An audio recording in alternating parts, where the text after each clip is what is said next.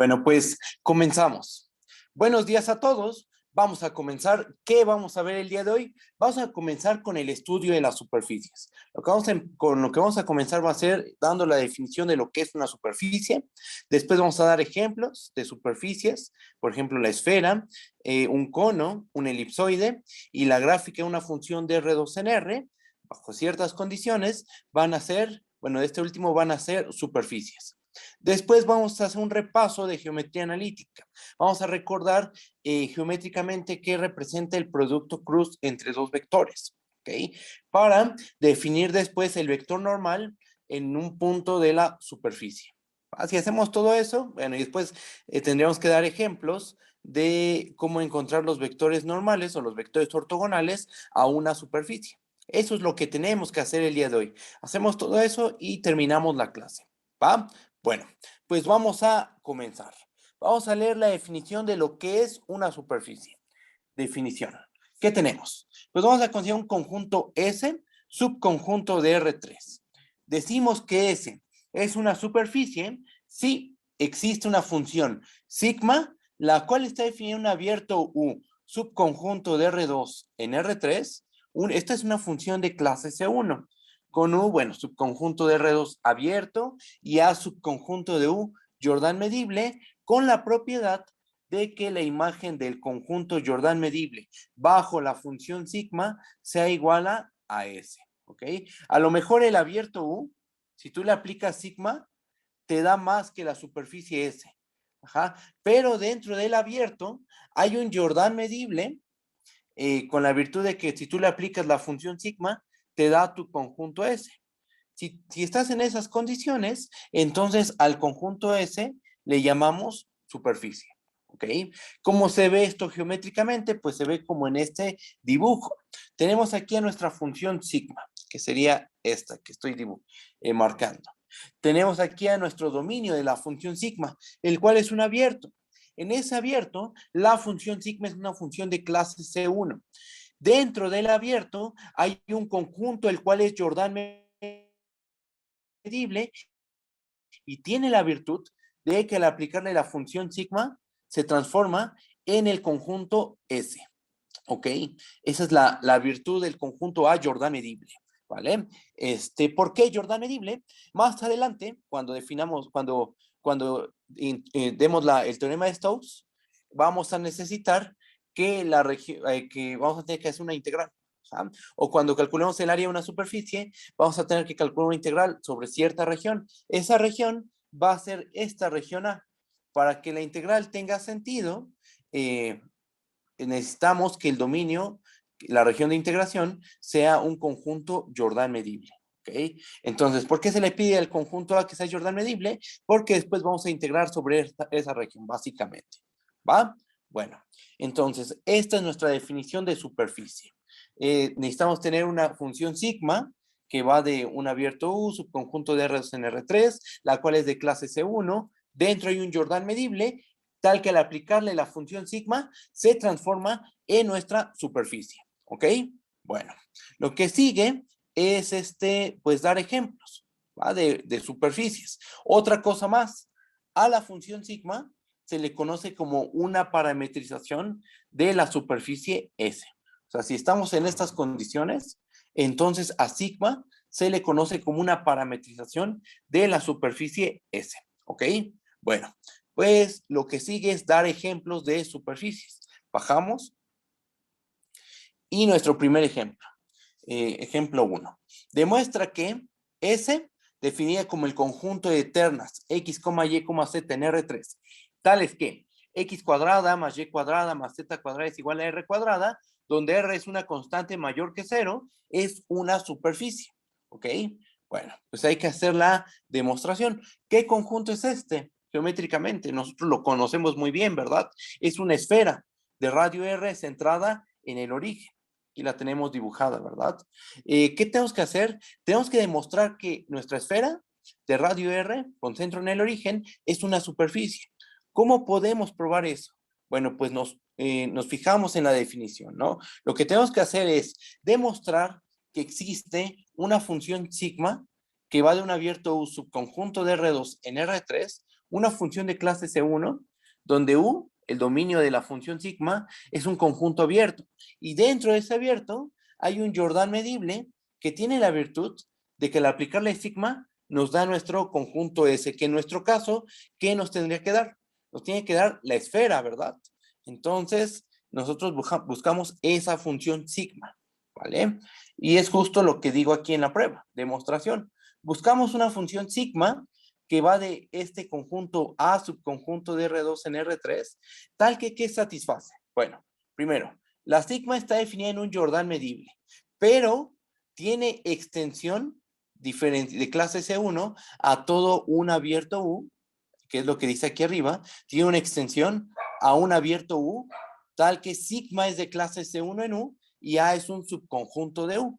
O sea, la sigma la puedes extender a un abierto de R2, que contiene a nuestro conjunto A, el cual es Jordan medible, y el conjunto A tiene la propiedad de que al aplicarle la función sigma se transforma en el conjunto S. ¿Va? Bueno, entonces hay que proponer esa función. Bueno, como nosotros ya estudiamos teorema de cambio de variable y vimos coordenadas esféricas, cilíndricas y polares, encontrar esta función realmente no es complicado, porque al tener una esfera, al querer demostrar que una esfera es realmente una superficie, a uno se le ocurre tomar algo parecido al cambio de coordenadas esféricas. Vamos a considerar esta función. Vamos a considerar la función sigma del 0,2 pi cruz 0, pi a R3, la cual es una restricción del cambio de coordenadas esféricas. ¿Qué es lo que hace? Pues que cada teta, phi la manda a R coseno de teta seno de phi, R seno de teta seno de phi, R coseno de phi. Este es el cambio de coordenadas esféricas, salvo por un detalle.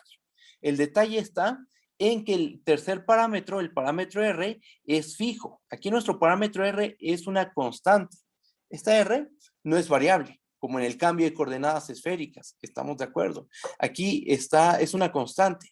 Quien es variable es la teta y es la phi. Tiene sentido que la R esté fija, ¿verdad? Porque estamos trabajando con una esfera de un radio específico.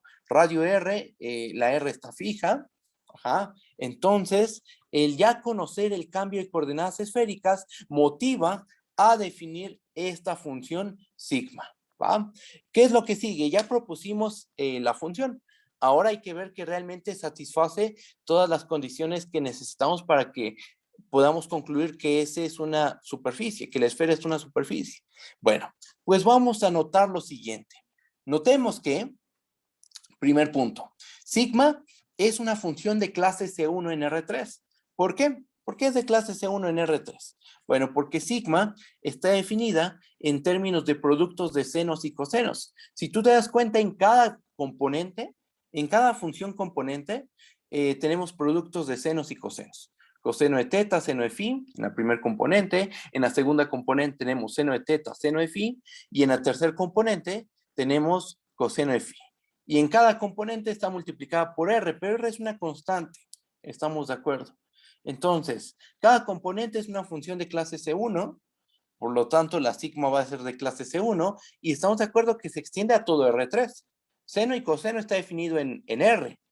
La función coseno y la función seno están definidas en R. Entonces, esta función sigma termina estando definida en todo R3. No tiene restricción alguna. ¿Va?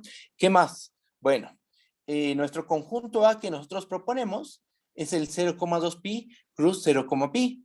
Ahí estamos de acuerdo que ese conjunto es un conjunto Jordan medible. Los rectángulos nosotros probamos, fue una prueba muy, muy sencilla, que son Jordan medibles, ¿no? Los rectángulos siempre van a ser conjuntos Jordan medibles. ¿Y qué más? Bueno, lo que les comentaba al principio de esta prueba. Como sigma es el cambio de coordenadas esféricas con radio constante, o sea, estamos restringiendo el radio está fijo, ¿qué tenemos? Pues que la imagen del 0,2 pi cruz 0, pi bajo la función sigma nos da toda la superficie S, que es la esfera. ¿Va? Y aquí hay un pequeño recordatorio, ¿no? De cómo se construye el cambio de coordenadas esféricas. En el cambio de coordenadas esféricas se necesitan 3 parámetros. Este radio, tú tomas un punto X, Y, Z y hay 3 parámetros a considerar. la norma de este vector, este radio, ¿no? El ángulo que forma este segmento, que es el segmento X, Y, Z, con el eje Z. Y este ángulo le llamamos phi.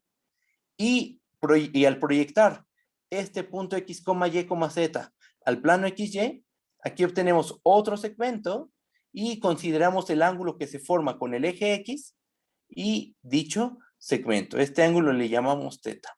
Y ocurre que cualquier punto del espacio, sea cual sea, se puede representar de esta forma. R coseno de teta, seno de phi, R seno de teta, seno de phi y R coseno de phi. Pero en este caso, como estamos en una esfera de radio R, esta R no es variable. Esta R permanece constante. Como estamos en una esfera, pasa eso, ¿verdad? ¿De qué radio es? Es de radio R. Entonces, esta R se mantiene constante. ¿Ok? Bueno, con lo que hicimos aquí, viendo el punto 1, el punto 2, el punto 3, ¿qué podemos concluir? Pues ya la conclusión final es que S, definido como el conjunto de puntos en R3, tales que X cuadrada más Y cuadrada más Z cuadrada es igual a R cuadrada, ese conjunto resulta ser una superficie. ¿Va? Y así de simple es esto. Así de simple es probar que un conjunto S es realmente una superficie. ¿Ok? Bueno, ese es nuestro primer ejemplo. Pasamos a otro ejemplo más. Ahorita ya vimos que una esfera realmente es una superficie. ¿Qué parametrización dimos? Esta, ¿no? De aquí. ¿Es la única parametrización posible? No. Existen otras maneras de parametrizar a una esfera, ¿ok? Pero esta es una manera de parametrizarla, ¿ok? Bajo. Y pasamos al ejemplo 2. Segundo ejemplo. Demostrar que el conjunto S definido como el conjunto de ternas X, Y, Z en R3, tales que X cuadrada más Y cuadrada es igual a Z cuadrada, X cuadrada más Y cuadrada es menor o igual a 1 y Z es mayor o igual a 0, este conjunto resulta ser una superficie. ¿Qué conjunto es este?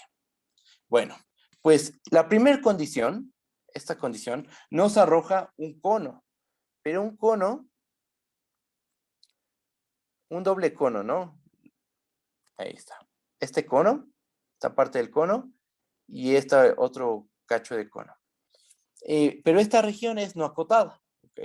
Así como con esta primera condición, esta igualdad, tendríamos el cono, doble cono, pero no acotado. Ahora, le pedimos la segunda condición, que X cuadrada más Y cuadrada sea menor o igual que 1, estamos de acuerdo. X cuadrada más Y cuadrada menor o igual a 1, esa es igualdad. En R3, ¿qué nos dibuja? Nos dibuja un cilindro, estamos de acuerdo. Entonces aquí se nos va a formar un cilindro. Igual no acotado. ¿Ok? Pero nos está diciendo, eso nos está diciendo que lo que vamos a considerar del cono es lo que se queda en el cilindro, nada más. Nada más lo que está dentro del cilindro. Dentro del cilindro. ¿Por qué dentro? Porque aquí tenemos un menor o igual. ¿Ok? Bueno, por último, estamos pidiendo que Z sea mayor o igual que 0. Por lo cual, esta parte del cono que voy a poner de color rojo, la vamos a omitir. ¿Y qué nos termina quedando? Que nuestra figura es este cono acotado, ¿va? Bueno, entonces, ¿qué figura es esta? Es un conito, ¿no? Y es el que dibujé aquí abajo. Aquí se encuentra nuestro cono. Ok, bueno, bajo tantito. Y ahora, ¿qué tenemos que hacer? Pues tenemos que mostrar que este conjunto S es una superficie, ¿verdad? Bueno, pues vamos a empezar con la demostración. ¿Qué tenemos que hacer? Pues tenemos que buscar una parametrización de nuestro conjunto S que satisfaga todas las condiciones que dice la definición de superficie, ¿verdad? Entonces, lo que queremos es buscar una función sigma, la cual que va de este conjunto A, el cual es Jordan medible, subconjunto de R2 en R3, tal que sigma de A es igual a S. Y además, la función sigma tiene una extensión a un abierto U, tal que la sigma en esa extensión es una función de clase C1 que contiene bueno, que el dominio de este abierto U, contiene a nuestro Jordan medible A. O sea, la sigma la puedes extender a todo un abierto, tal que ese abierto contiene a nuestro conjunto A, y en ese abierto la sigma es una función de clase C1. ¿Ok? Bueno, pues eso es lo que tenemos que hacer. Entonces lo que vamos a hacer a continuación es proponer esa función sigma. ¿Cuál vamos a proponer? Bueno, sea sigma, que va del 0,1 cruz 0,2 pi hacia R3, tal que a cada pareja, vamos a escribirla aquí, cada pareja R, teta, la vamos a mandar a R coseno de teta, R seno de teta, R. ¿Okay? Bueno, esta es nuestra regla de correspondencia. Esta surge de, en el fondo, esta parametrización a uno se le ocurre de considerar el cambio de coordenadas cilíndricas, ya que en la descripción de este conjunto S, estamos de acuerdo que apareció un cilindro que acota a nuestra región S, a nuestra superficie S, ¿verdad?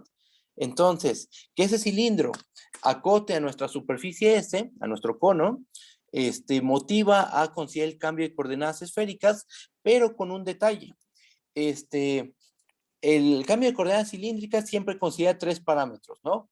El radio, el radio que está en el piso a la hora de proyectar, el ángulo que se forma en el piso y la altura, ¿no? Que es la tercer componente.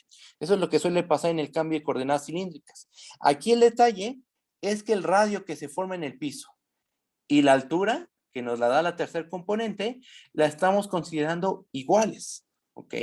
Entonces, ese es el cambio de coordenadas cilíndricas, pero lo estamos restringiendo a cierto conjunto, ¿ok? A ciertas condiciones, ¿vale? Para que realmente al aplicarle al conjunto A esta función sigma, nos arroje el cono. Y ese es el objetivo, que este conjunto A, que es el 0,1 cruz 0,2 pi, al aplicarle nuestra función sigma, se transforme realmente en el cono. ¿Va? Por eso le ponemos estas condiciones. Subajamos y gráficamente la situación se ve de esta manera. Pues tenemos que en el piso debe medir R, pero la altura también debe medir R. Por esa razón es que aquí tenemos R en las primeras dos componentes y también tenemos R en la tercer componente. ¿Ok? Y bueno, por la definición de nuestro conjunto S, para que un punto X, Y, Z esté en la superficie, debe satisfacer estas ecuaciones. Que X cuadrada más Y cuadrada sea igual a Z cuadrada. Que X cuadrada más Y cuadrada sea menor o igual a 1. Y la última, que Z sea mayor o igual que 0, para que no se nos dibuje aquí otro cono, ¿verdad? Solo queremos el cono de arriba, ¿vale? Bueno, y vamos a bajar tantito. Entonces propusimos esta parametrización, ¿no? Vamos a ver que realmente cumple las condiciones, ¿no? Bajo. Primera, sigma es de clase C1 en R3. ¿Por qué? Porque sigma está definida en términos de productos de seno, coseno y R. ¿Estamos de acuerdo? Hay que ver simplemente la regla de correspondencia. Tenemos que a cada R, teta, lo estamos mandando a R coseno de teta, R seno de teta, R. Coseno es una función de clase C1, seno también, y la función R también es una función de clase C1. Como en cada componente tenemos una función de clase C1, pues sigma sí resulta ser una función de clase C1, no solo en este rectángulo, sino en todo R3, en todo R2, perdón. Tiene una extensión a todo R2 esta función. ¿Va? La podemos definir en todo R2 y es una función de clase C1. Bajamos. 0,1 cruz 0,2 pi, pues ya sabemos que es un conjunto Jordan medible, ¿verdad? Porque es un rectángulo y todos los rectángulos siempre van a ser conjuntos Jordan medibles. Y por último, notemos que si tomamos un punto en la imagen del conjunto de este rectángulo bajo la función sigma, ese se ve de esta forma, ¿no? Se ve de la forma R coseno de teta, R seno de teta, R, ¿verdad? Bueno, este punto yo afirmo que está en la superficie S. ¿Por qué? Porque mira, checa lo siguiente. Satisface las tres ecuaciones. ¿Cuáles son las tres ecuaciones? Que X cuadrada más Y cuadrada sea igual a Z cuadrada. que x cuadrada más y cuadrada sea menor o igual a 1 y que z sea mayor o igual que 0. Esas tres condiciones las satisfacen. Checa. R coseno de teta al cuadrado más R seno de teta al cuadrado efectivamente es igual a R cuadrada. O sea, esta terna satisface la primera condición. También satisface la segunda condición, porque R coseno de teta al cuadrado más R seno de teta al cuadrado, esto es igual a R cuadrada, lo cual es menor o igual a 1. Porque ¿en qué dominio está moviéndose R? R se está moviendo en el intervalo 0,1. Por lo tanto, R cuadrada también se está moviendo en el intervalo 0,1. ¿Estamos de acuerdo? ¿Y qué más? Pues la R es mayor o igual que 0, ¿verdad? Porque R se mueve en el intervalo 0,1. Entonces, también satisface esto. R es mayor o igual que 0. Entonces, nuestro punto R coseno de teta, R seno de teta, R, satisface estas tres desigualdades. Y como esas tres condiciones. Como satisface esas tres condiciones, entonces podemos asegurar que el punto sigma de teta, R pertenece a la superficie S, y como ese punto fue dado de manera arbitraria en la imagen, se tiene que la imagen del 0,1 cruz 0,2 pi bajo la función sigma se queda contenida en la superficie S. ¿Ok? Falta una contención aquí, pero la otra contención se deja como un ejercicio. ¿Va? Probar que cualquier punto de nuestra superficie S se puede ver como imagen de la función sigma, eso se queda como un ejercicio. ¿Va? Pero el hint es el siguiente. Tú tomas un punto X, Y, Z en R3 y entonces ese punto lo podemos expresar en coordenadas cilíndricas, ¿no? Como T coseno de teta, T seno de teta y a Z como Z, ¿ok?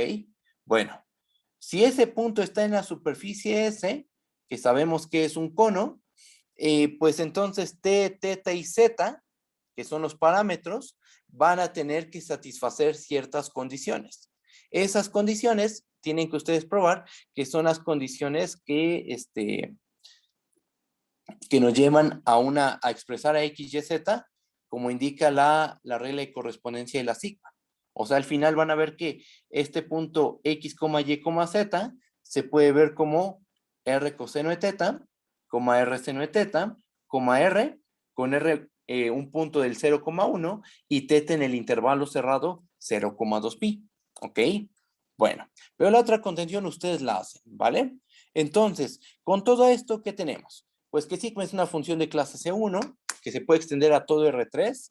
El dominio de la sigma es un Jordan medible y la imagen de ese Jordan medible bajo la sigma nos da nuestro cono, que es nuestra superficie, ¿verdad? Entonces podemos concluir que este cono, que es el conjunto de ternas en R3, tales que x cuadrada más y cuadrada igual a z cuadrada, x cuadrada más y cuadrada menor o igual a 1 y z mayor o igual que 0, este conjunto resulta ser realmente una superficie con parametrización sigma de r, teta igual a r coseno de teta, r seno de teta, r. ¿Ok? Entonces tenemos otro ejemplo de una superficie. Bajamos. Tercer ejemplo. Este ejemplo me gustaría que ustedes lo checaran. Vamos a leerlo, vamos a platicar de él y ustedes lo desarrollan, ¿va? Ya sea que ustedes lo lean o que ustedes por su cuenta demuestren que este conjunto es realmente una superficie, ¿va? ¿Qué es lo que dice? Vamos a considerar tres números ABC mayores que 0 fijos. Demuestra que el conjunto F, definido como el conjunto de ternas en R3, X, Y, Z, tales que X cuadrada entre A cuadrada, más Y cuadrada entre B cuadrada, más Z cuadrada entre C cuadrada, es igual a 1, es una superficie. ¿Cómo se ve gráficamente este conjunto? Pues es un elipsoide, ¿verdad? Tenemos un elipsoide aquí dibujado, donde sus ejes miden A, B y C, respectivamente, ¿no? Gráficamente, pues se ve de esta manera. Tenemos que probar que es una superficie. Entonces, ¿qué es lo que tienen que hacer?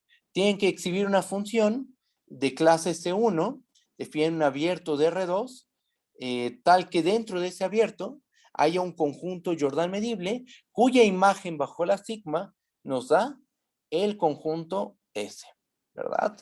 Bueno, entonces, desarrollen este ejemplo. Este ejemplo está, si no me equivoco, está completamente desarrollado. Hasta se hace bueno, la otra contención se deja como ejercicio, lo mismo que arriba, pero es muy sencillo realmente. O sea, probar esta contención también es muy, muy simple, que es la misma contención que dejamos como ejercicio aquí, en el ejemplo anterior.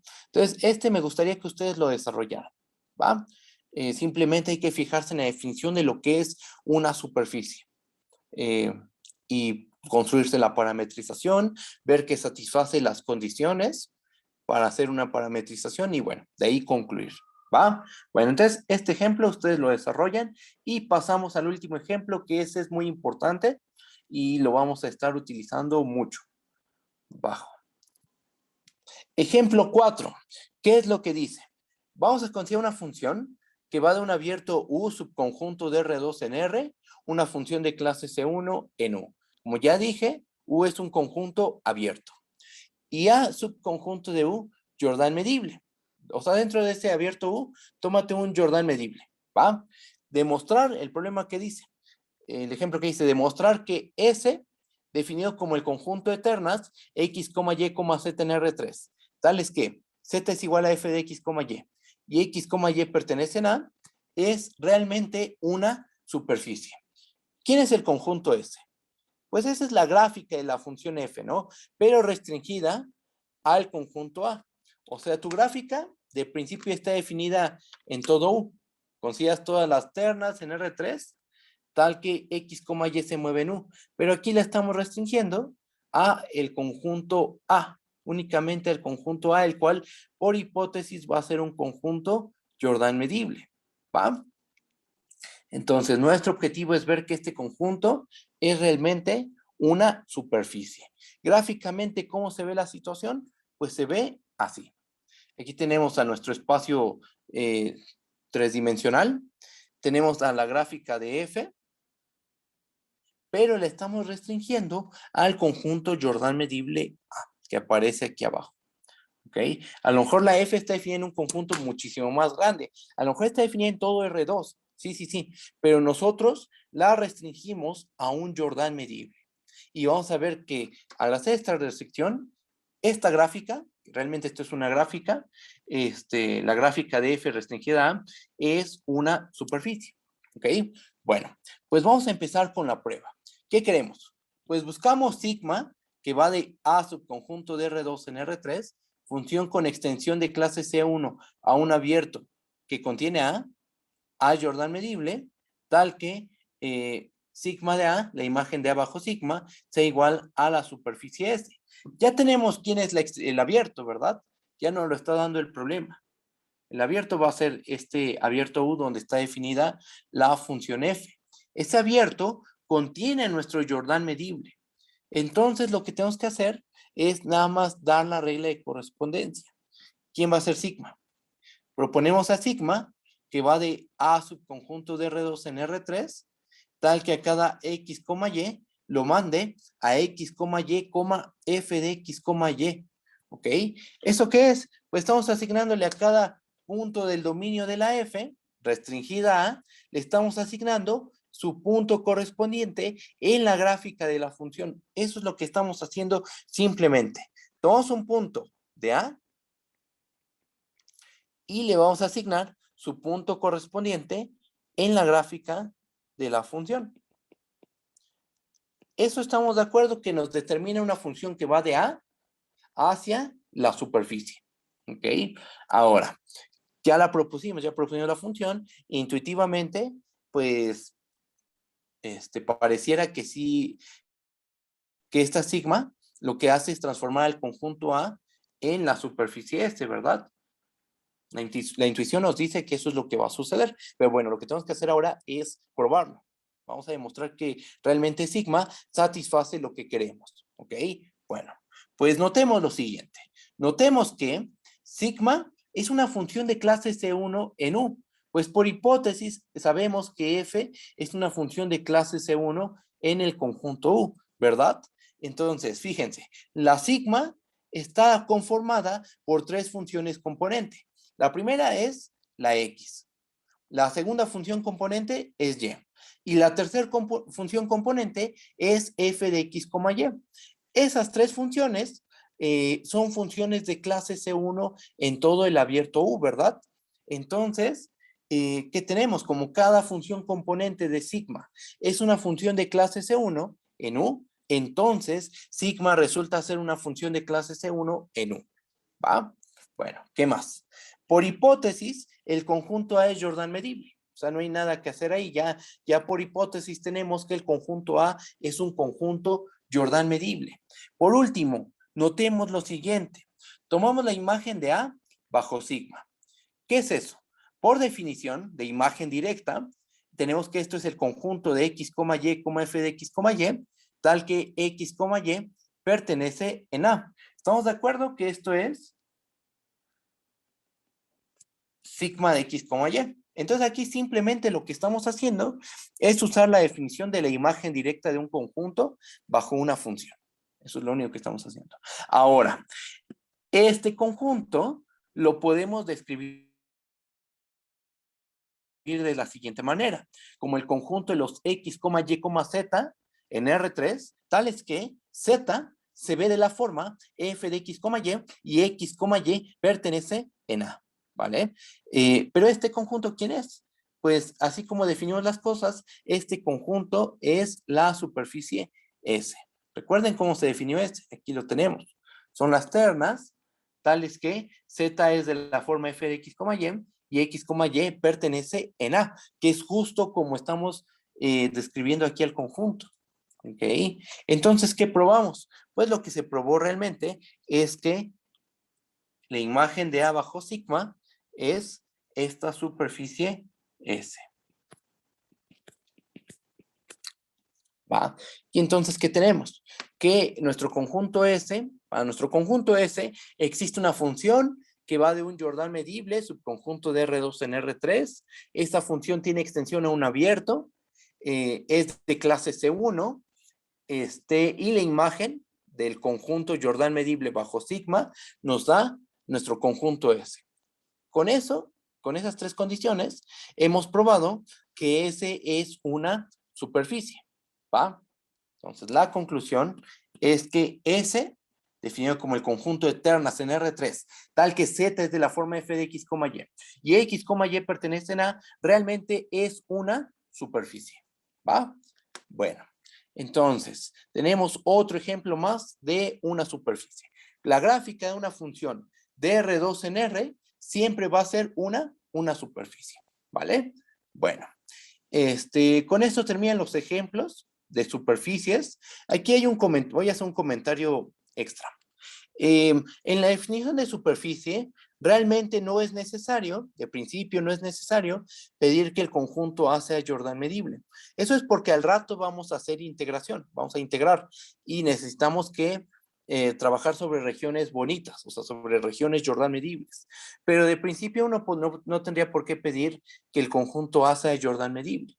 Podrías pedir únicamente que esté definida en una región A, la que sea, cualquier subconjunto de R2, siempre y cuando la función sigma tenga una extensión a un abierto U. ¿Ok? O sea, la función sigma que esté definida en un abierto de R2 y dentro de ese abierto se encuentra tu conjunto A. ¿Ok? Y el conjunto A no tienes que pedirle absolutamente nada. Ya después le puedes pedir que sea Jordan medible para que el momento de integrar pues tenga sentido y estés trabajando sobre una región agradable, ¿no? Una región de integración agradable. ¿Va? Bueno, con esto acaban los ejemplos y ahora lo que vamos a hacer es un pequeño repaso de geometría analítica. A lo mejor no es necesario, pero quiero que tengan claro esto del producto cruz entre dos vectores de R3, ¿va? Porque lo vamos a ocupar. La interpretación geométrica de el vector normal a una superficie depende de esto. Así que vamos a hacer este pequeño repaso de lo que es el producto cruz entre dos vectores en R3, ¿va? Vamos a empezar. Repaso de geometría analítica. Vamos a tomar dos vectores, sea A el vector definido como A1, 2, 3, B, el vector definido como B1, B2, B3, dos vectores en R3, a los cuales les vamos a pedir una condición. Vamos a pedirles que sean linealmente independientes. ¿Qué quiere decir eso en este caso? Que no se puede ver, que uno no es múltiplo del otro, ¿va? Y que ninguno es el vector 0, ¿ok? Bueno, definimos a A cruz B como A2 por B3. Aquí vamos a definir un vector que de principio, o al menos en el curso de Geometría Analítica 1, todos los estudiantes lo ven de una manera muy extraña. Realmente este vector está definido de una forma muy, muy rara. Pero analizando qué significa esto geométricamente, uno se da cuenta que no es tan rara este vector. Fíjense. Definimos A cruz B como A2 por B3 menos A3 por B2, A3 por B1 menos A1 por B3, A1 por B2 menos A2 por B1. Definimos este vector.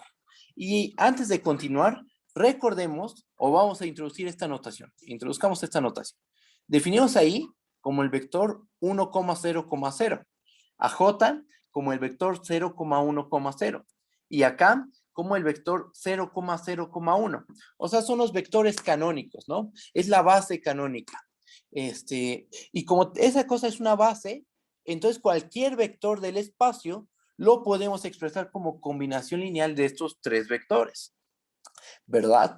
Y entonces, expresando como combinación lineal a cruz B, como combinación lineal de I, J y K, a nuestro vector A cruz B, ¿qué tenemos? Que lo podemos ver como A2 por B3 menos A3 por B2 por I, por el vector canónico I, más A3 por B1 menos A1 por B3 multiplicado por J, más A1 por B2 menos A2 por B1 multiplicado por el vector canónico K, ¿verdad? Eso lo podemos hacer. Ahora, si uno observa, esto se parece a un determinante.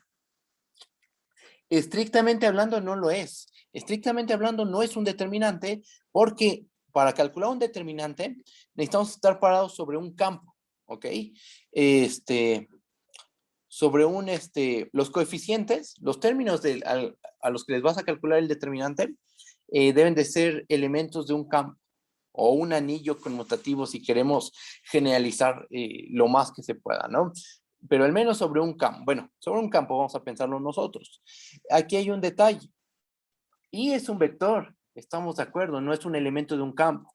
J tampoco es un elemento, es un vector, no es un elemento de un campo, y lo mismo con K.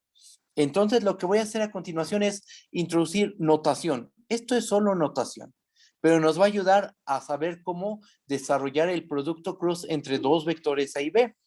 Esto lo podemos pensar como el determinante de IJK A1, A2, A3 y B1, B2, B3. ¿Por qué? Porque si lo desarrollamos por menores, empezando con este renglón, nos va a terminar quedando esta expresión y esto es lo mismo que A cruz B, ¿ok? Entonces, bueno, esto es simplemente, esto último que puse, es simplemente para hacer el cálculo de A cruz B. ¿Tú quieres calcular A cruz B? Ah, bueno, pues pone al canónico I, después al canónico J, al canónico K, pone al vector A en el segundo renglón y al vector B en el tercer renglón, y a esta matriz, entre comillas, le calcula su determinante, ¿va? Bueno, ahora, esto pues ya lo conocemos realmente, pero geométricamente, ¿qué significa? Geométricamente lo que estamos haciendo es esto. Aquí tenemos a nuestro vector A, y aquí tenemos a nuestro vector B. Ocurre que A cruz B es un vector que es ortogonal tanto al vector A como al vector B. O sea, es un vector que es ortogonal tanto A como tanto del vector A como del vector B de manera simultánea. ¿Ok? Y esto se obtiene, esta expresión del vector A cruz B, se obtiene de un sistema de ecuaciones. O sea, la interpretación geométrica es que A cruz B es ortogonal tanto a A como a B. Pero ¿cómo se obtiene esta expresión? Se obtiene de resolver el siguiente sistema. A cruz B es solución al sistema de ecuaciones A1 por X1 más A2 por X2 más A3 por X3 igual a 0. ¿Estamos de acuerdo que esto lo podríamos ver así? A punto, el vector X, queremos que sea igual a 0, ¿verdad? Y aquí déjenme borrar este. A ver, aquí hay un detallito, déjenme ver. Ah, sí, aquí está. Este es B1, B2, B3. Ahí está. Ahí había puesto mal los índices. Listo. Entonces, A cruz B resulta ser solución a este sistema de ecuaciones. A1x1 más A2x2 más A3x3 igual a 0. Y esa primera ecuación la podemos ver como A.x igual a 0. O sea, estamos buscando todos los vectores que sean ortogonales a. Y el otro sistema, la otra ecuación, la podemos ver como b.x igual a 0, ¿verdad? Estamos buscando todos aquellos vectores x cuyo producto punto con b es igual a 0, o sea, son ortogonales. Recuerden que el producto punto entre dos vectores es igual a 0, si solo si esos dos vectores forman un ángulo de pi medios, ¿verdad? Bueno, entonces, este vector A cruz B surge de este sistema de ecuaciones. Ajá. Queremos encontrar un vector que sea ortogonal de manera simultánea al vector A y al vector B. Se resuelve este sistema y surgen múltiplos de este vector. Nos tomamos el caso en el que el múltiplo es 1 y este es el producto cruz, ¿no? Es lo que define como el producto cruz. Bajo un poquito. Y otra cosa más importante, ¿por qué pedimos que A y B sean linealmente independientes? ¿Por qué no simplemente decimos que A y B son cualesquiera vectores de R3? Bueno, eso es consecuencia de, se pide que sean linealmente independientes por el siguiente teorema. Vamos a leer. Teorema, sea A igual a el vector A1, 2, 3 y B el vector B1, B2, B3. Son vectores en R3, ¿no? Vectores en R3. Entonces, lo que dice el teorema es lo siguiente. El conjunto que tiene por elementos al vector A y al vector B es linealmente independiente si y solo si el producto cruz resulta ser distinto de 0. O sea, para realmente obtener, lo que nos está diciendo este teorema es que realmente para obtener realmente un vector que sea ortogonal tanto al vector A como al vector B, se necesita que A y B sean linealmente independientes. Porque si no lo son, obtendríamos un vector A cruz B. El A cruz B tendría que ser igual, sería igual a 0. Y un vector igual a 0, pues sí es ortogonal a todos los vectores, pero no tiene mucho sentido trabajar con el vector 0. Entonces, para que el producto cruz resulte ser un vector distinto de 0, necesitamos pedirle al conjunto A, al A y a B, que sean linealmente independientes. ¿Va? Bueno, habiendo dicho esto y la interpretación geométrica y de dónde se obtiene el producto cruz, que se obtiene de este sistema de ecuaciones, vamos a regresar al contexto de las superficies. Lo que vamos a hacer a continuación es a cada punto de una superficie, que tengamos, vamos a asignarle un vector que sea ortogonal a esta. ¿Qué es un vector ortogonal a una superficie? Ah, bueno, pues si aquí nos construimos el plano tangente, en ese punto P, va a ocurrir que este plano tangente debe tener por vector normal a este vector n. Este vector n, su vector normal, va a ser ortogonal a la superficie. Y a ese tipo de vectores les vamos a llamar ortogonales a la superficie. ¿Okay? Los vectores que son normales al plano, los vectores que son normales al plano tangente, les vamos a llamar vectores ortogonales a la superficie. ¿Ok? Bueno, pues vamos a dar la definición. Bajo. Y a lo mejor al principio no nos vamos a dar cuenta que sí es un vector ortogonal, pero después de hacer la interpretación geométrica va a quedar claro. ¿Vale? Bueno, pues va. Definición. Sea ese subconjunto de R3 una superficie. Sea sigma una función que va de A subconjunto de R2 en R3, una parametrización de este. Definimos N, es una función que va de A subconjunto de R2 en R3, tal que cada X, Y lo manda a la parcial de sigma con respecto a la variable X en el punto X, Y, cruz la parcial de sigma con respecto a la variable Y en el punto X, Y. ¿Va? O sea, ¿qué es lo que hacemos? Pues que a cada punto de A lo mandamos a este producto cruz. Calcula la parcial de sigma con respecto de X, calcula la parcial de sigma con respecto de Y, ambas en el punto X, Y, y después hace su producto cruz. Según lo que vimos arriba, el producto cruz nos va a arrojar un vector que es tanto ortogonal a este, va a ser ortogonal a este vector que estoy señalando, que es la parcial de sigma con respecto de X en el punto X, Y, como al vector parcial de sigma con respecto de Y en el punto X, Y. ¿Okay? Este producto cruz va a ser ortogonal a esos dos vectores, siempre y cuando esos dos vectores sean linealmente independientes, ¿verdad? Bueno, vamos a interpretar geométricamente. Vamos a interpretar geométricamente las cosas. Interpretación geométrica. Chequen. Tenemos aquí a nuestro conjunto A. Tómate un punto del conjunto A. Aquí está un punto X0, Y0. Ahora, vamos a hacer lo siguiente. Vamos a considerarnos los siguientes dos segmentos. Vamos a considerarnos este segmento horizontal y este segmento vertical. Y vamos a recorrerlo en este sentido. ¿Va? Vamos a ponerle un sentido en el cual lo vamos a recorrer. Esas curvitas las proyectamos, esos dos segmentos, vamos a proyectarlos al eje X y al eje Y respectivamente. Un cachito de él, solo una vecindad alrededor de tanto de la primer componente como de la segunda componente. Las proyectamos, una pequeña vecindad, y nos arrojan estas vecindades, ¿va? Nos arroja esta vecindad de X0 y esta otra vecindad del punto Y0. Habiendo hecho eso, vamos a definir las siguientes dos funciones. Definimos a gamma, que va de X0 menos R, X0 más R a R3, tal que cada punto T lo mandamos a sigma de T, Y0. Aquí lo que estamos haciendo es dejar fija a la segunda componente y la que es variable es la variable T, ¿ok?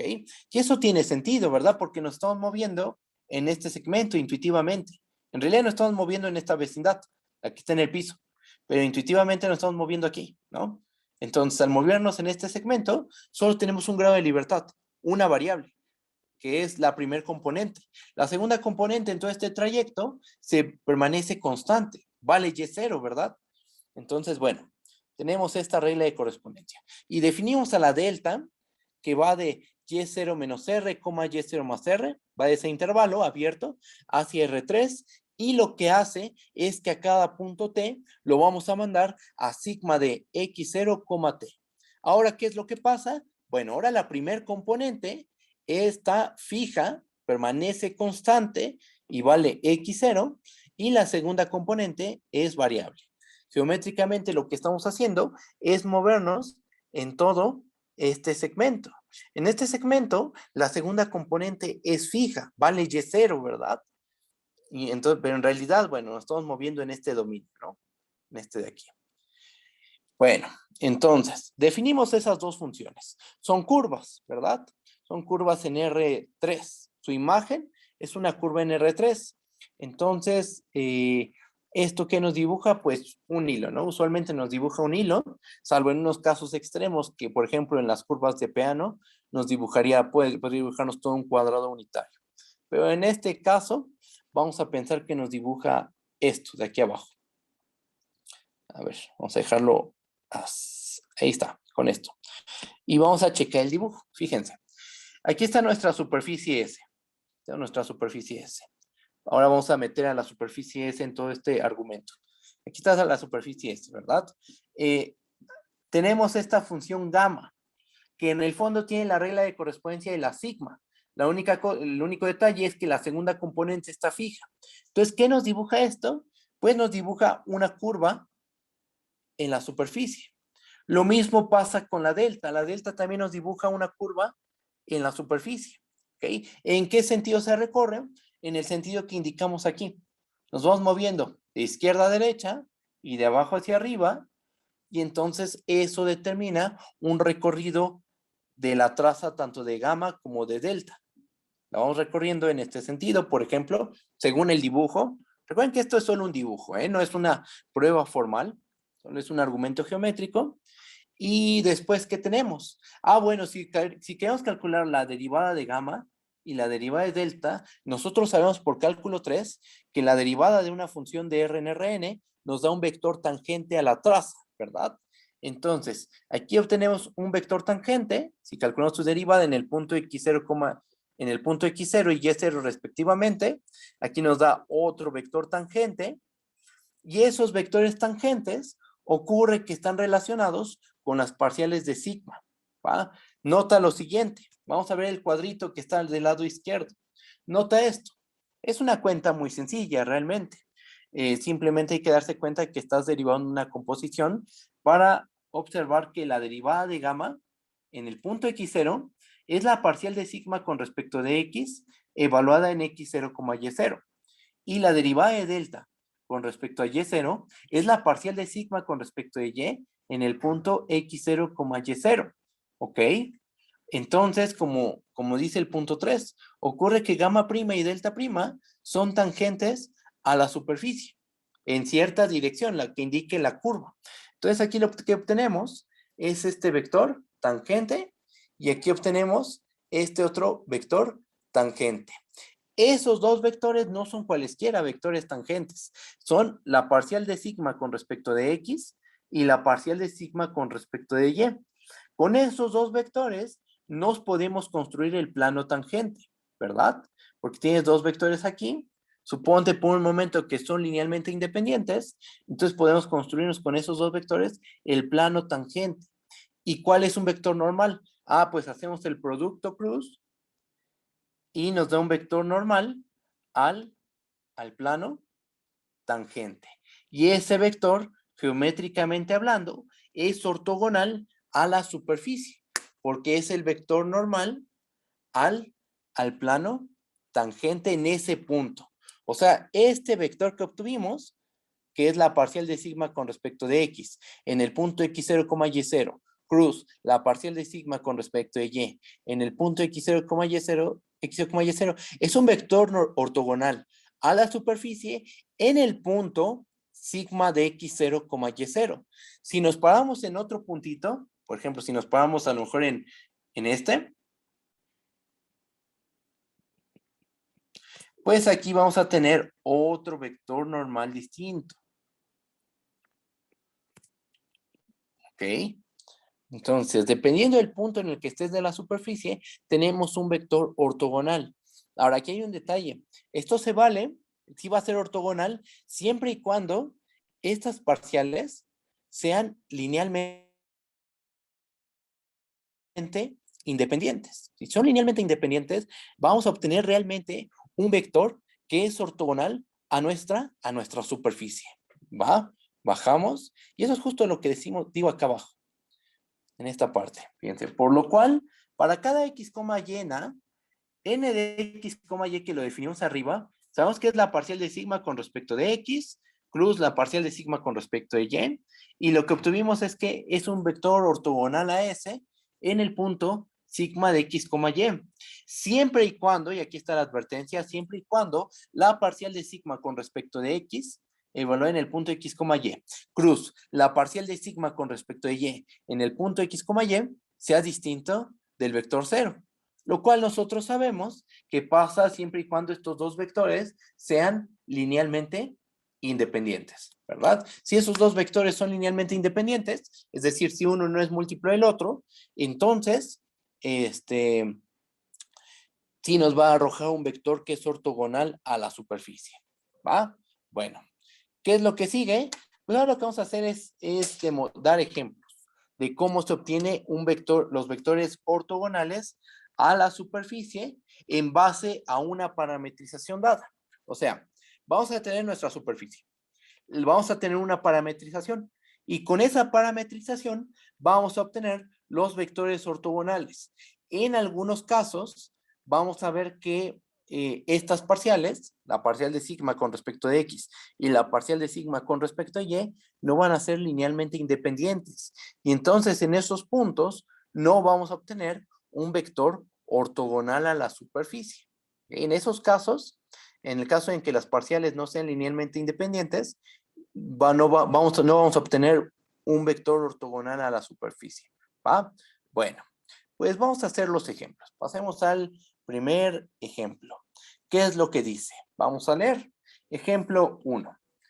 Sea S la superficie definida como el conjunto de los x, y, z en R3, tal que x cuadrada más y cuadrada más z cuadrada es igual a 1.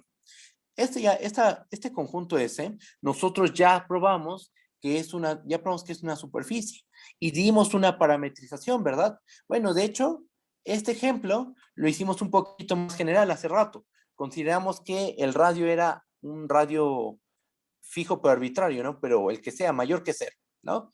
Podría ser R igual a 1, R igual a 4, R igual a lo que quisieras, ¿no? Aquí estamos pensando que R es igual a 1, ¿no? Ya sabemos que esa es una superficie y también sabemos que esta función sigma, que va del 0,2 pi cruz 0, pi hacia R3, tal que a cada teta, phi, lo manda a coseno de teta, seno de phi, seno de teta, seno de phi, coseno de phi, es una parametrización de S. ¿Qué vamos a hacer? Bueno, vamos a calcular los ortogonales, ¿va? ¿Cómo se obtienen? Pues calculando la parcial de sigma con respecto de teta, evaluada en teta, phi, cruz la parcial de sigma con respecto de phi en el punto teta, phi, ¿va? Entonces, primer paso, calculemos las parciales. La parcial de sigma con respecto de teta, después la parcial de sigma con respecto de phi, y después hacemos el producto cross. Realmente estas cuentas son muy, muy sencillas. Lo único complicado, o lo único laborioso es la cuentita, ¿no? La atalacha que se tiene que hacer, ¿va? Pues vamos a hacer la cuenta. Parcial de sigma con respecto de teta, evaluada en teta, phi. ¿Esto cuánto vale? Esto es igual a, derivamos componente a componente, derivamos coseno de teta, seno de phi, respecto de teta, ¿cuánto nos da? Menos seno de teta, seno de phi, ¿verdad? Derivamos seno de teta, seno de phi con respecto de teta, ¿qué nos da? Coseno de teta, seno de phi. Derivamos con respecto de teta a coseno de phi, aquí no aparece la teta, no está la teta involucrada, entonces su derivada vale 0. Y obtuvimos la parcial de sigma con respecto de teta. Perfecto. Ahora, la parcial de sigma con respecto de phi, evaluada en el punto teta, phi. ¿Cuánto vale? Primer componente, la derivamos con respecto de phi. ¿Qué nos da?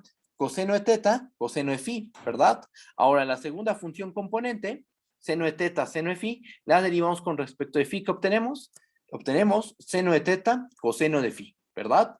Y la tercera función componente sí depende de phi. Hace rato no dependía de teta, bueno, pero sí depende de la phi. ¿Y qué obtenemos? Que su derivada respecto de phi es menos seno de phi. Y entonces obtenemos que la parcial de sigma con respecto de phi es este vector. ¿Va? Bueno, pues ya tenemos la parcial de sigma con respecto de teta, la parcial de sigma con respecto de phi. ¿Qué sigue? Pues ahora vamos a hacer el producto cross de esos dos vectores.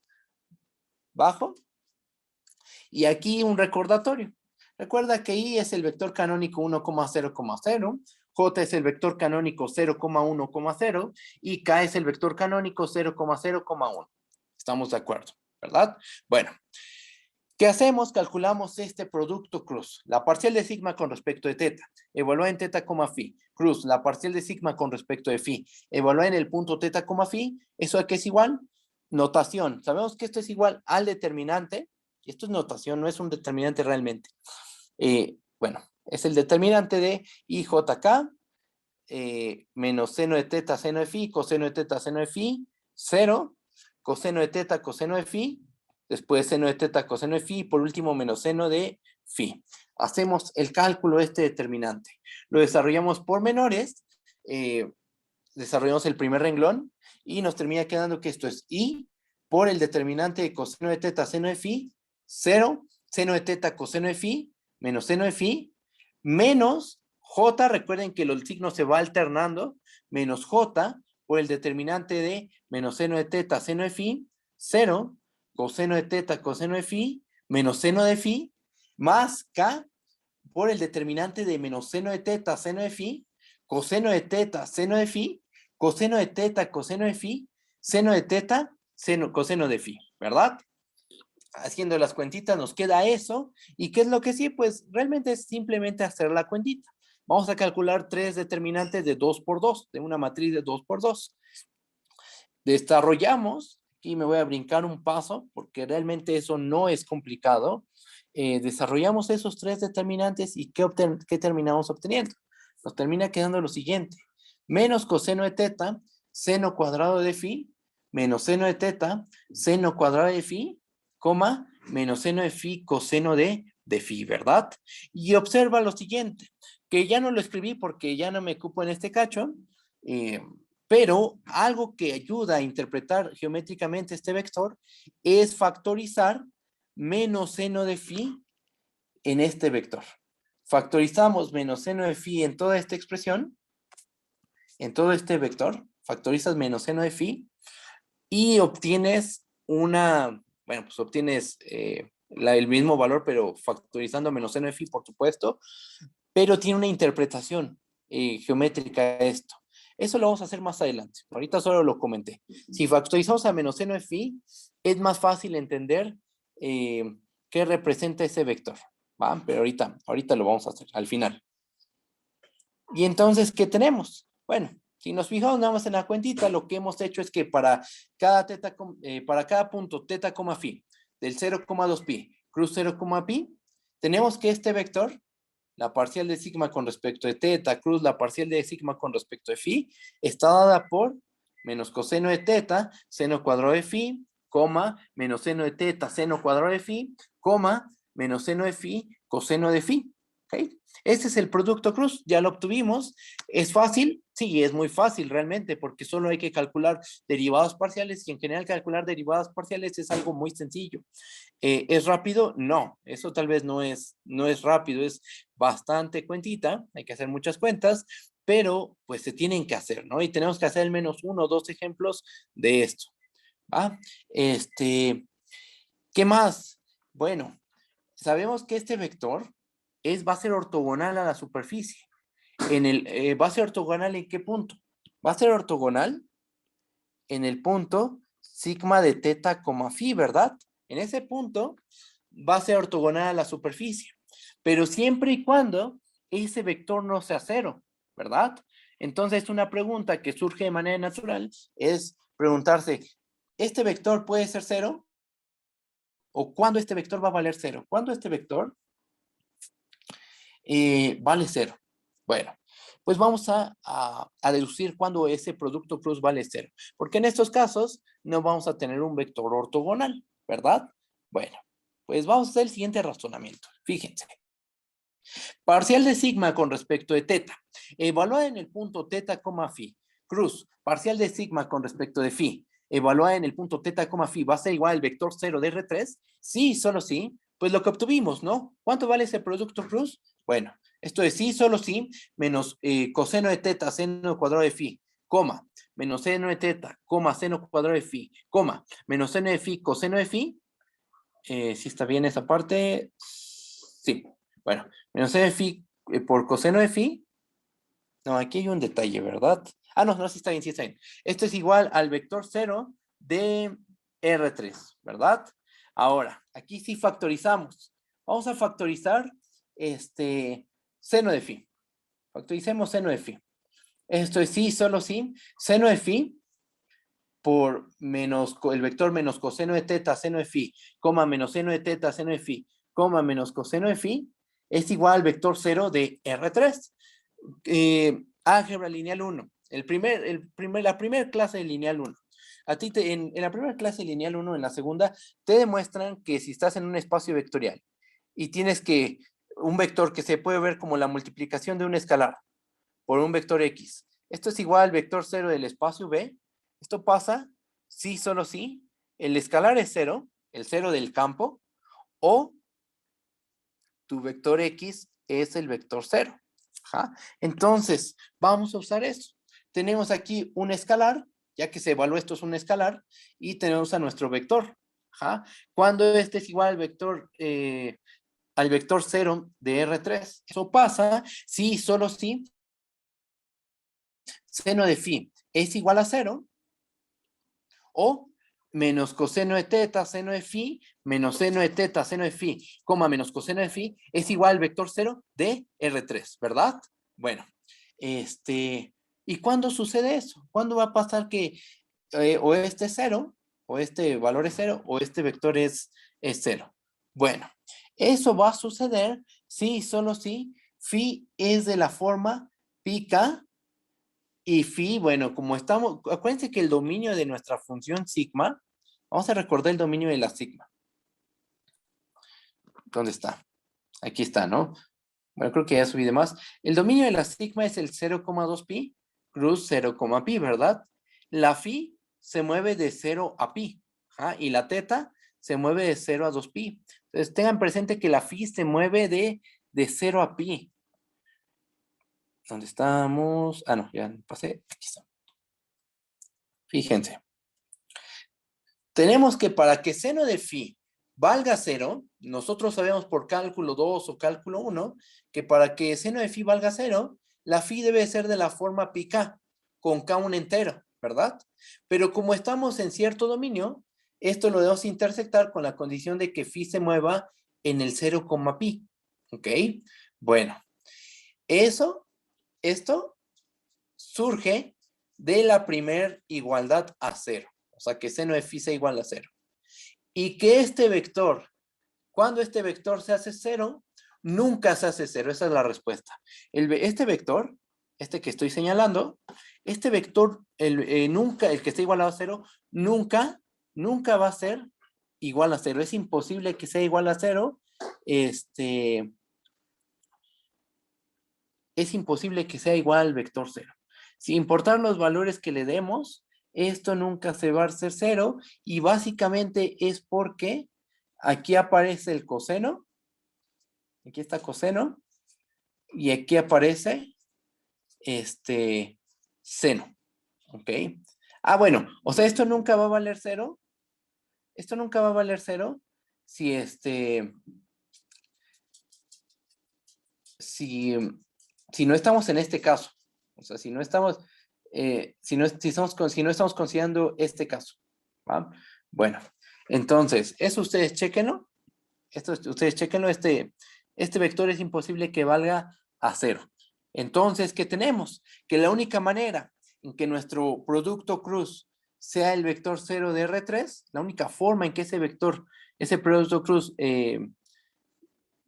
puede valer 0, es cuando phi es 0 o es pi. Estamos de acuerdo que de intersectar estas dos condiciones, se tiene que phi debe ser 0, debe ser pi, y como teta no aparece aquí, entonces esto quiere decir que teta es una variable libre.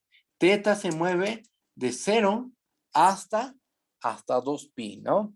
O dicho de otra forma, la pareja teta, phi se mueve en el 0,2pi cruz 0, en el 0, cruz 0,2 pi cruz, el conjunto que tiene como elementos a 0 y a pi.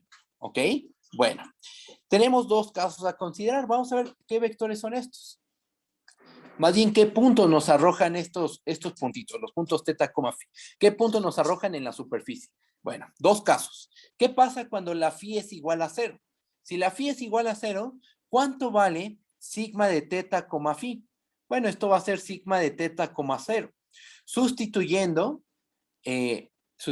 tenemos que esto es igual a 0,0,1. Se sustituye en la regla de correspondencia y nos damos cuenta que esto vale 0,0,1, ¿va? Es un cálculo muy sencillo, simplemente hay que evaluar. Eso es lo único que tenemos que hacer. Ahora, ¿qué pasa si la phi es igual a 1? Si phi es igual a 1, entonces sigma de teta, phi es sigma de teta, 1, y esto vale 0,0, menos 1. También hay que simplemente evaluar. Y entonces, ¿qué tenemos? Que en toda la superficie, toda nuestra esfera, salvo en estos dos puntitos problemáticos, vamos a tener un vector normal. Gráficamente se ve la situación de esta forma. Fíjense. En este punto, en el polo norte y en el polo sur, vamos a tener problemas. Ahí no va a haber un vector ortogonal con base a nuestra parametrización. Efectivamente, eso es cierto. Pero en todos los demás puntos sí tenemos un vector ortogonal, ¿va? Sí vamos a tener un vector ortogonal y una pregunta que surge también de manera natural es, como esta figura, esta superficie es cerrada, ¿a qué me refiero con cerrada? A que la superficie divide al espacio en dos regiones, una región acotada y una no acotada. La región acotada pues sería la bolita, ¿no? Y la región no acotada pues sería todo lo que queda fuera de la bola cerrada, ¿no? Divide al espacio en esas dos regiones, ¿no? Entonces podemos hablar de que el vector normal apunta hacia afuera o hacia adentro. La pregunta que surge de manera natural es, ¿a dónde apuntan este vector normal? Cuando es en verdad un vector ortogonal a la superficie, ¿hacia dónde apunta? ¿Hacia adentro o hacia afuera? Bueno, y aquí el truco para entender hacia dónde apunta es factorizar en nuestra expresión que obtuvimos arriba del el producto cruz de estos dos vectores, factorizamos menos seno de phi. Y esto, uno se da cuenta que lo que se obtiene aquí es menos seno de phi por sigma de teta, phi, ¿ok? Menos seno de phi ocurre que es menor que cero cuando la phi se mueve de 0 a pi, ¿ok? Menos seno de phi es menor que cero cuando la phi se mueve entre 0 y pi. Ajá. Y sigma de teta, phi es nuestro vector original. Entonces, ¿qué es lo que está pasando? Fíjense. Aquí está nuestro vector original, que es el de color morado. ¿Ah? Pero le estamos multiplicando un factor, un escalar negativo. ¿Qué es lo que hace? Que le cambia el sentido al vector, ¿verdad? Lo cambia de dirección. Le cambia el sentido, perdón, le cambia el sentido. Y le cambia, por supuesto, la norma, ¿va? Salvo que seno de phi sea de valor absoluto igual a 1, cosa que no tiene que pasar siempre, permanecería del mismo tamaño, pero le cambió el sentido. Entonces, geométricamente, este es el vector ortogonal. Ajá. Lo anclamos a este punto y lo dibujamos apuntando hacia adentro, porque el original apuntaba hacia afuera. Entonces, según esta parametrización, los vectores ortogonales terminan apuntando hacia adentro. Todos los vectores ortogonales apuntan hacia adentro. ¿Ok? Bueno, entonces ahí está nuestro primer ejemplo. Realmente, o sea, al hacer las cuentas es muy fácil. Lo importante aquí es saber interpretar geométricamente qué es lo que está pasando, ¿no? Ya interpretamos geométricamente, obtuvimos los normales, vimos que hay problemas en estos puntos, en el 1,0,0 y en el 0,0, ahí no hay vectores ortogonales. Déjenme ver. Ajá, en esos puntos no hay vectores ortogonales, según o sea, no obtenemos un ortogonal. Sí existe el ortogonal a esta superficie, por supuesto, pero estos productos cruz no nos dan un vector ortogonal, ¿verdad? Ahora, eso fue lo importante, la interpretación geométrica. Las cuentitas, pues al final, pues se tienen que hacer, pero no es algo realmente complicado, ¿va? Bueno, con esa misma idea, con ese mismo eh, tratamiento, vamos a ver el ejemplo 2, ¿va? Sea un subconjunto de R2 abierto. Vamos a tomar un abierto de R2. Sea un subconjunto de R2 abierto. F, una función que va de U, subconjunto de R2. En R, una función de clase C1 en U. Sea A subconjunto de U, un conjunto Jordan medible. Tal que A es un subconjunto de U. A ver, permítanme tantito que creo que la conexión está fallando. Creo que ya está. Creo que ya está. Tomemos A subconjunto de U.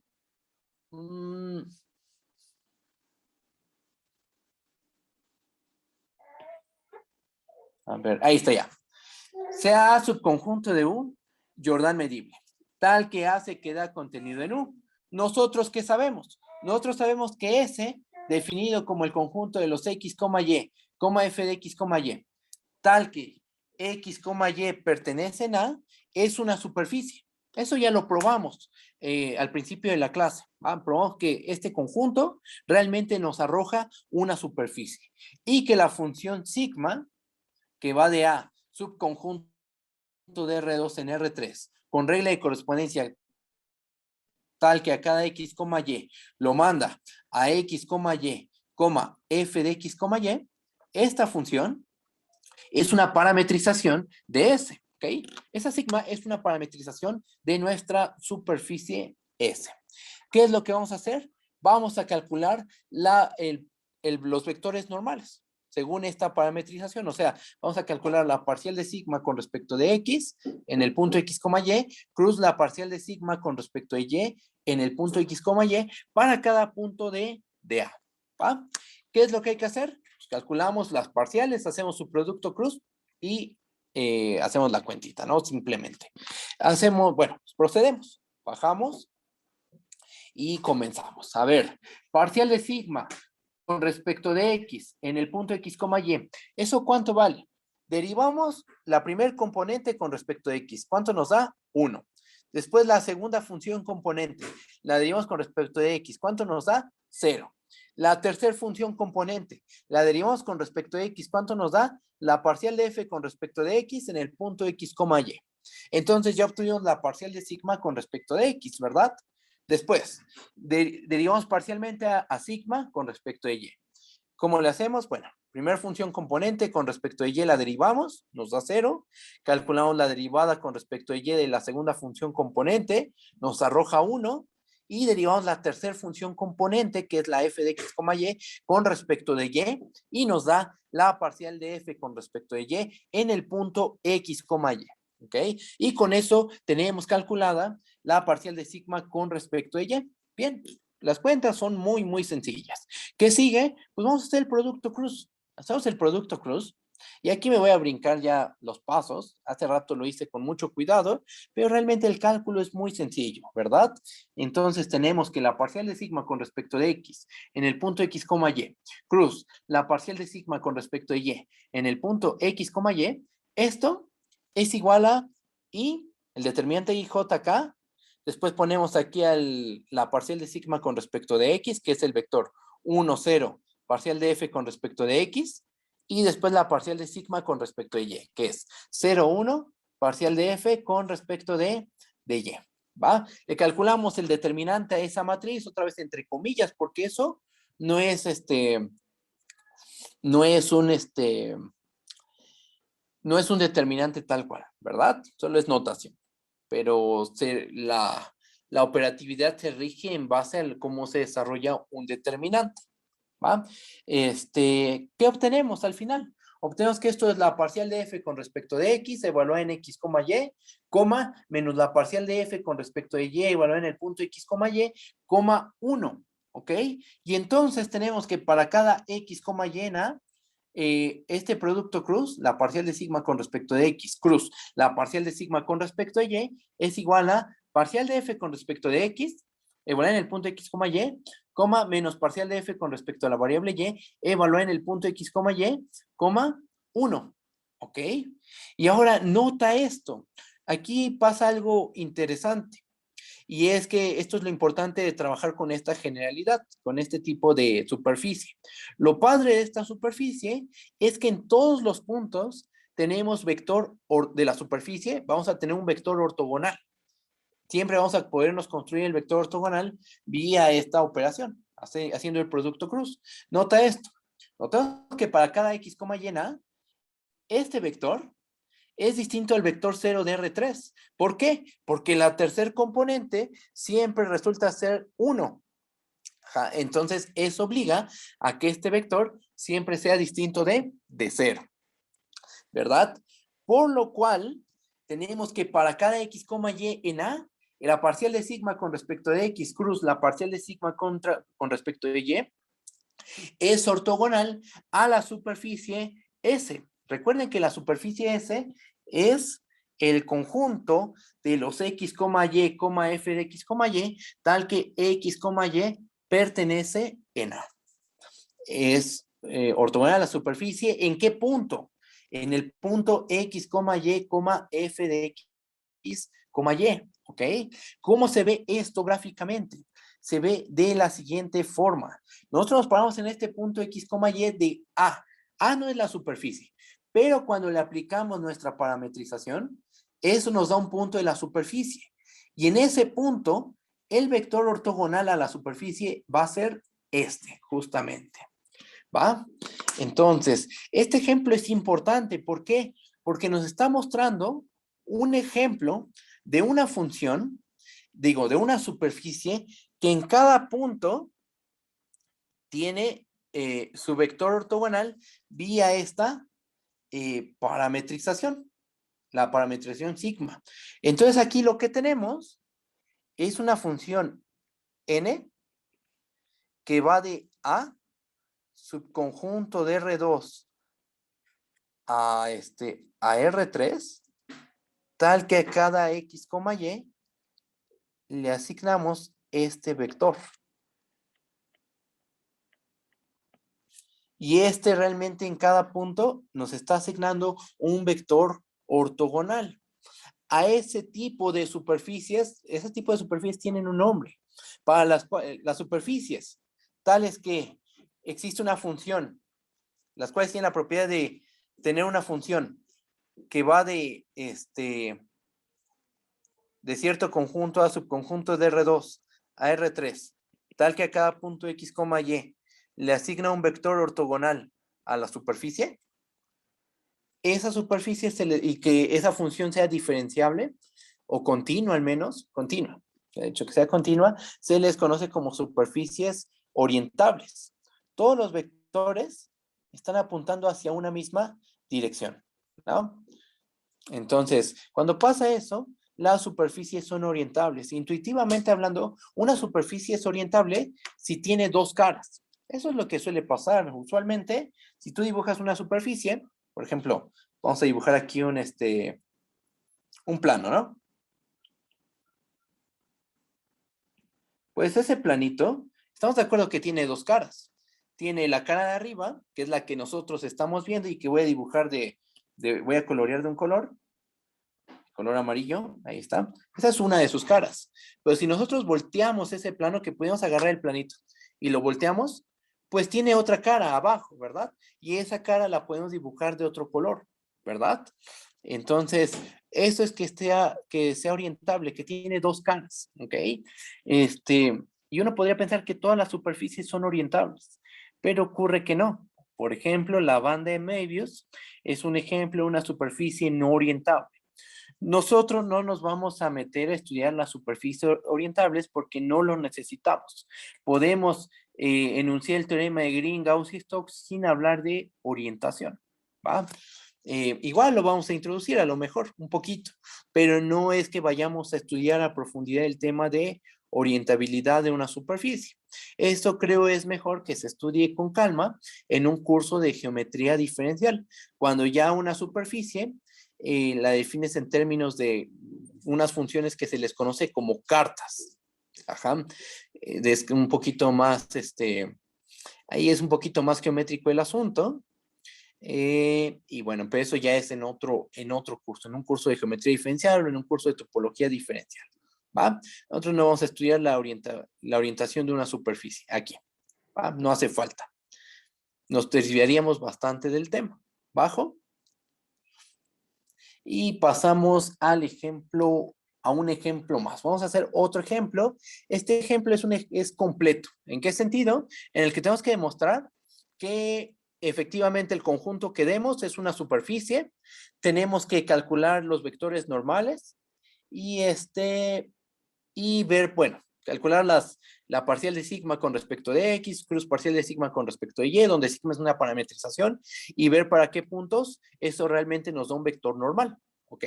Entonces, vamos a hacer este último ejemplo que condensa todo lo que hemos hecho el día de hoy. ¿Va? Bueno, pues vamos a empezar. Ejemplo 3, y este es el último de la clase. Acabamos esto y ya. ¿Va? Ejemplo 3. Sea S el conjunto de todos los x, y, z en R3, tales que x cuadrada más y cuadrada es igual a 1 y z se mueve en el intervalo cerrado 0,1. Inciso A, tenemos ese conjunto. Primer inciso. Tenemos que demostrar que S es una superficie. y tenemos que dar una parametrización sigma de esta. Inciso B, vamos a calcular la parcial de sigma con respecto de x en el punto x, y, plus la parcial de sigma con respecto de y en un punto x, y. Por supuesto, ese punto x, y debe ser del dominio de la función sigma, ¿verdad? Y el inciso C dice que para qué puntos x, y el dominio, este producto cruz resulta ser un vector realmente ortogonal a la superficie. Bueno, lo primero que vamos a hacer es identificar a la superficie. Geométricamente, ¿cómo se ve este conjunto S? Bueno, nosotros sabemos que la condición de que x cuadrada más y cuadrada sea igual a 1 en el espacio tridimensional, eso nos arroja un cilindro, ¿verdad? Pero un cilindro no acotado, es todo un tubo de altura infinita que sube y baja en ambos sentidos, no sube y baja justamente. Pero como le estamos pidiendo a la tercera variable, a la altura, que esté acotada, que esté entre 0 y 1, entonces lo que nos termina arrojando es un cilindro acotado. Es este, ¿ok? Bueno, bajo tantito. Mejor así me quedo. Ahí está. ¿Qué vamos a hacer? Pues vamos a parametrizar el cilindro, que es algo muy sencillo porque nosotros ya conocemos un montón de cambios de variable y lo único que tenemos que hacer es restringir a los cambios de variable. Bueno, en este caso hay que restringir el cambio de variable, el cambio de coordenadas cilíndricas. ¿En qué sentido lo restringimos? En que alguna de sus variables, alguno de sus parámetros, lo vamos a dejar constante, ¿va? Bueno, va la parametrización. Sea sigma, que va del 0,2 pi cruz 0,1 hacia R3, tal que a cada teta, R, lo manda coseno de teta, seno de teta, R. Nota que aquí el radio del vector que se forma en el piso es constante 1. Cuando proyectamos un punto de la superficie de nuestra superficie al plano XY, nos arroja un vector que se encuentra en un círculo de radio 1. O sea, aquí el parámetro que estamos fijando es el radio. O sea, esto sería el cambio de coordenadas cilíndricas si dejamos libremente, si aquí pusiéramos, por ejemplo, una T, ¿no? Por ejemplo, aquí, T coseno de teta, T seno de teta, Z, bueno, es R, ahí ya tendríamos tres parámetros, T, teta y R. Ajá, pero la T en este caso es 1, ¿ok? Entonces lo quitamos. ¿Va? Bueno, ahora ¿qué hay que hacer? Ya propusiste la función sigma, hay que ver que realmente es una parametrización. Bueno, nota que sigma es una función de clase C1 en R2. Se puede extender a todo R2. ¿Por qué? Porque cada función componente es una función de clase C1. Nuevamente, está conformada por senos y cosenos y una función, un polinomio, R. Ajá. Entonces es un hecho que va a ser una función de hecho de clase C infinito. Bajamos. El dominio que estamos considerando, 0,2 pi cruz 0,1, efectivamente es un Jordan medible. Es un rectángulo dos-dimensional, debe ser Jordan medible. Y nota lo siguiente, aquí sí vamos a probar la doble contención. O sea, vamos a probar que la imagen de este rectángulo, bajo sigma, realmente es igual a la superficie S. ¿Va? Hay que hacer uno completo. Bueno, nota lo siguiente, para cada teta, R del 0,2 pi cruz 0,1, sigma de teta, R pertenece en S. ¿Por qué? Porque sigma de teta, R satisface las dos condiciones para estar en la superficie S. ¿Cuáles son esas dos condiciones? Debe de cumplir que la primer componente al cuadrado más la segunda componente al cuadrado sea igual a 1 y que la tercer componente se mueva de 0 a 1, ¿verdad? Entonces, nuestro punto, pregunta, ¿nuestro punto sigma de teta, R satisface esas condiciones? Sí, sí las cumple. ¿Por qué? Porque las primeras dos componentes, que son coseno de teta y seno de teta, satisfacen que al cuadrado y sumadas dan 1. Y la tercer componente, que es la R, se mueve de 0 a 1. Hay que ver las funciones componentes. Aquí están, miren. Y ver R donde se mueve de 0 a 1. ¿Ok? Entonces, ocurre que la imagen del 0,2 pi cruz 0,1 bajo sigma sí se queda contenida en la superficie S. Bueno, en S. Ahorita no sabemos todavía que sea superficie. Es lo que estamos probando, ¿verdad? Bueno, por otra parte, si tomamos X, Y, Z en S, Entonces sucede lo siguiente. X cuadrada más Y cuadrada es igual a 1, ¿verdad?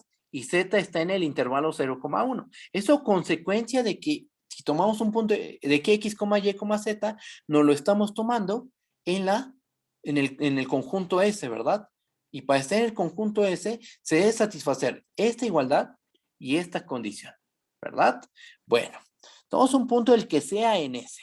Ahora, vamos a expresar a S en coordenadas cilíndricas. Expresando a S en coordenadas cilíndricas, tenemos que X, pues se debe ver de la forma, aquí déjenme, le cambio el nombre a esta variable.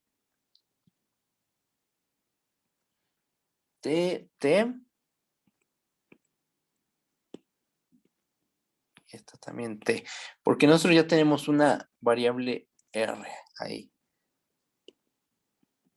Ok, y ahí está ya. Entonces, fíjense, en coordenadas cilíndricas, ¿cómo se expresa X? Como T coseno de teta, Y seno de teta y Z igual a Z. Con T, teta y Z moviéndose en T moviéndose, T mayor que 0, T en el 0,2 pi y Z moviéndose en todo R, que es la altura, ¿verdad? Pero sabemos que ese punto X, Y, Z está en la superficie S, en el conjunto S. Entonces satisface tanto esta ecuación, la 1, como la condición 2. De ahí vamos a ver qué condiciones debe satisfacer la T, la teta y la Z. ¿Va? Bueno, chequen.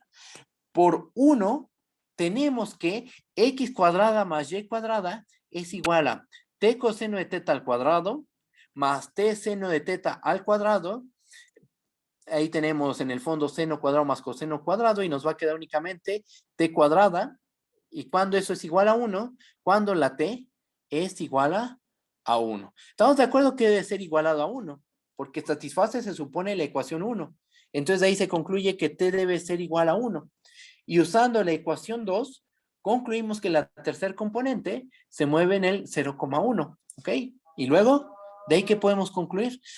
Que entonces nuestro punto X, Y, Z se ve de la siguiente manera. X es de la forma coseno de teta. Y es de la forma seno de teta. Y Z se mueve en el 0,1. ¿Eso qué nos dice? Pues que X, Y, Z, lo estamos viendo, aquí lo voy a poner, como sigma de teta, Z. O sea, como la imagen de nuestra función sigma, la imagen del conjunto A bajo la función sigma. Y entonces, ¿qué tenemos? Pues tomamos un punto en el conjunto S arbitrario, el que sea. ¿Y qué mostramos? Que ese punto debe de quedarse contenido en S, en el conjunto S. Por lo tanto, sigma de A debe ser igual a S y concluimos que S es una superficie y que sigma de teta, R es una parametrización de S, ¿verdad? Y con eso termina el inciso A. Inciso B, bajo tantito. O sea, ya con esto queda probado que S, que nuestro cilindro realmente es una superficie, ¿va? ¿Qué más? Tenemos que calcular los vectores ortogonales según nuestra parametrización sigma. Calculemos la parcial de sigma con respecto de teta, en teta, R, cruz la parcial de sigma con respecto de R, evaluada en teta, R, para cada teta, R, en el 0,2 pi, cruz 0,1. Pues hacemos la cuenta. Realmente es una cuenta muy simple. Parcial de sigma con respecto de teta, evaluada en teta, R, estamos de acuerdo que eso es menos seno de teta, coseno de teta, 0. Derivamos componente a componente. Después, parcial de sigma con respecto de R, evaluada en teta, R, derivamos componente a componente. Y aquí, como estamos derivando con respecto de R, ¿qué pasa con la primera función componente? Como no depende de R, eso se hace 0. ¿Qué pasa con la segunda función componente? Como no depende de R, entonces se hace 0. Y la tercera función componente sí depende de R y su derivada es 1. Y nos queda 0,0,1. Hacemos el producto cruz y eso nos arroja el vector coseno de teta, seno de teta, 0. ¿Ok? Por lo cual, para cada teta, R en el 0,2 pi cruz 0,1, este vector, la parcial de sigma con respecto de teta, cruz la parcial de sigma con respecto de R es el vector coseno de teta, coma seno de teta, coma 0, ¿va? Y ahora, entonces ya tenemos esos productos cruz, ¿va? La pregunta que surge, otra vez de manera natural, es cuando este producto cruz sí nos da un vector ortogonal a la superficie en el punto correspondiente. Pues ocurre que siempre nos va a dar un vector ortogonal. ¿Por qué? Porque nosotros sabemos, y va el inciso C, notemos que para cada punto teta en el 0,2 pi, coseno de teta, seno de teta, nunca va a ser el vector 0, estamos de acuerdo, porque eso se encuentra en una circunferencia. El 0 no está en la circunferencia, ¿verdad? Bueno, sin importar qué valor teta tome, siempre o coseno de teta es distinto de 0 o seno de teta es distinto de 0. Pero nunca va a suceder que los dos se hagan 0 de manera simultánea. Es imposible. Eso sería decir que el vector 0 está en la circunferencia y eso no es verdad. Por lo cual, esta terna, con mayor razón, va a ser distinta de 0, ¿verdad? O sea, como vamos a señalarlo, ¿no? Como este es distinto del vector 0, entonces este vector debe ser distinto al vector 0 en R3, porque estas dos componentes, las primeras dos, nunca son 0 de forma simultánea, ¿va? Por lo tanto, ¿qué tenemos? Que este vector, este producto cruz, sí nos da un vector ortogonal en todos los puntos teta, R, en el 0,2 pi cruz 0,1, ¿bajo? Y gráficamente, ¿esto cómo se ve?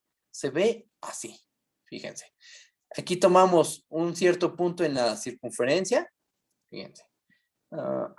Aquí tenemos a coseno de teta, coma seno de teta en el piso, y apunta hacia cierta dirección, ¿no? Y hacia esa dirección apunta el vector ortogonal, que es este. Lo anclamos a la superficie para que se vea que realmente es ortogonal. Lo anclamos al punto correspondiente, que este punto, ¿cuál sería? Este sería el punto sigma de teta, R, ¿verdad? Y este vector apunta hacia afuera de la superficie, ¿va? Y ya, ahí está. Este ejemplo, pues, tiene todo lo que hemos visto. Definición de superficie,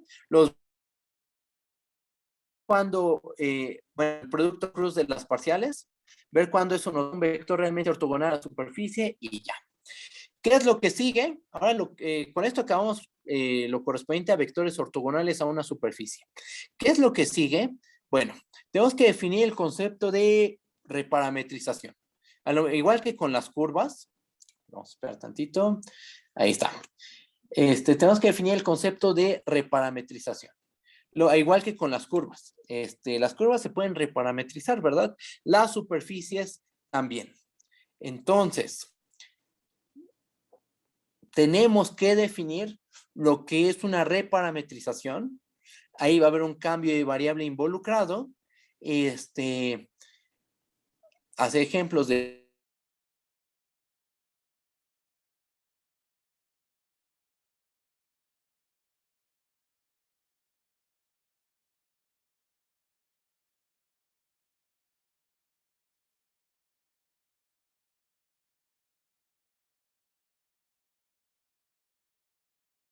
como bye bye. Hasta luego.